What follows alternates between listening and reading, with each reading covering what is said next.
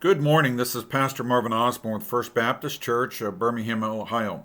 Over the last few weeks, we've been talking about the rapture of the church, and there's been a tremendous response of people who are interested in end times topics. And I know there's no shortage of people out there talking about it, and but at the same time, because there's interest in it, I want to make sure that we're scratching that itch, so to speak. I want to make sure that you're receiving the right information regarding the end times. And there's a lot of good people out there publishing a lot of good information, but there's a lot of bad people out there that are publishing terrible information about it. And so there's only so much we can talk about, especially in a devotional type of format of anywhere from 5 to 8 minutes or something like that. There's only so much you can say, but we're going to try to give you a little bit more information about what's coming. The next event on God's prophetic calendars we've talked about is the rapture of the church. We believe that the Antichrist is going to sign a peace treaty with Israel, which will trigger the start of the tribulation period. So the question is, who is this Antichrist? Well, first and foremost, we know that he's part of Satan's unholy trinity, right? That Satan is a liar. He mimics God. He wants to set himself up as God. Remember, that's one of the reasons Ezekiel tells us that he was thrown out of heaven, because he tried to usurp God's authority. Can you imagine a created being trying to usurp the authority and the power of God? You know, people think that Satan is on the same level as God, and there's a great spiritual battle out there. Who's going to win? Is it going to be Satan, or is it going to be God? Well, in truth, there is no war. The war has never existed. That's like me in the battle with an ant. You know, even though I never created the ant, you know, the ant's not going to win against me. I step on the ant, and the ant's gone. And the same is true. At any time, God can step on Satan and he would be gone. And so there is no battle for power, regardless of what people think. Satan is not going to rule in hell. He's going to be tormented in hell like everybody else.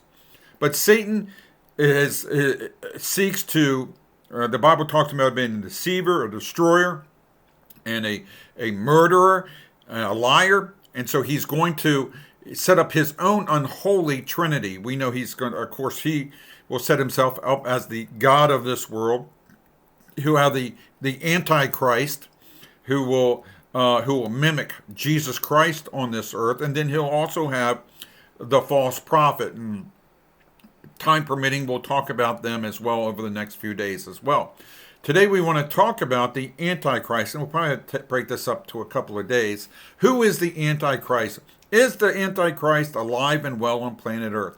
Well, the fact is, if the rapture of the church is imminent, that means that if the rapture of the church takes place today, that would certainly mean that the Antichrist is alive and well on planet Earth today.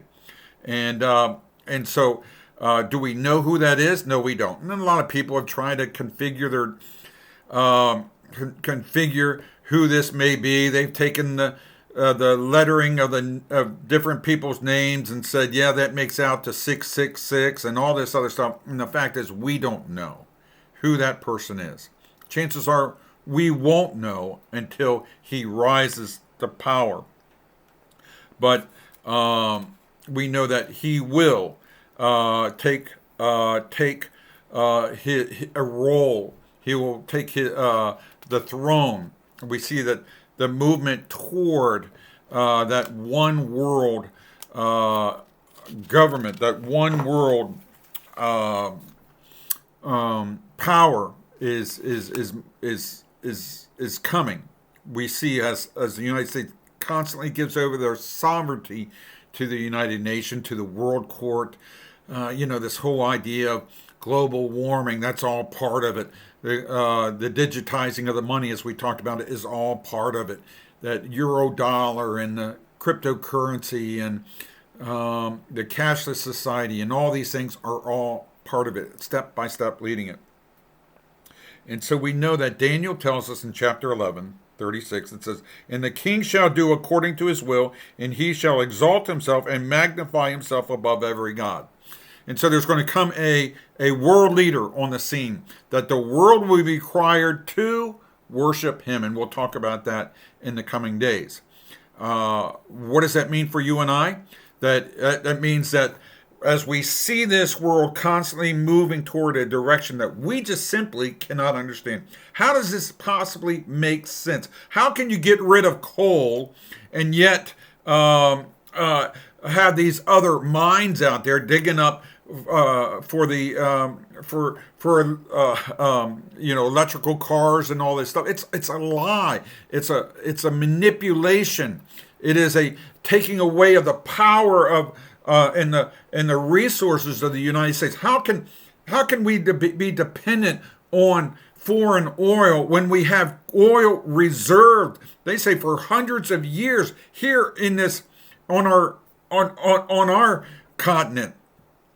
And yet we can continually give it over, and it makes no sense, except when you look through it through the eyes of prophecy. That we will, the idea is that they say that they're trying to raise third world countries up to us, but in truth, what they're trying to do is bring us down to where third world countries are, so that once financial catastrophe takes place and those dominoes begin to fall, people will be in chaos, and then will come a figure. And you look back to World War II, where an Adolf Hitler comes on and makes all these promises that he will do this and he will do that, and how Germany was swayed because of desperation to believe this guy. Well, I doubt if anybody's going to come like Adolf Hitler, at least not outwardly, but inwardly he will be as ravenous or more so than Hitler ever was. Stay tuned. Lord willing, we'll talk again tomorrow about the Antichrist. This is Pastor Marvin Osborne saying God loves you, and I love you as well, and I'll talk to you soon.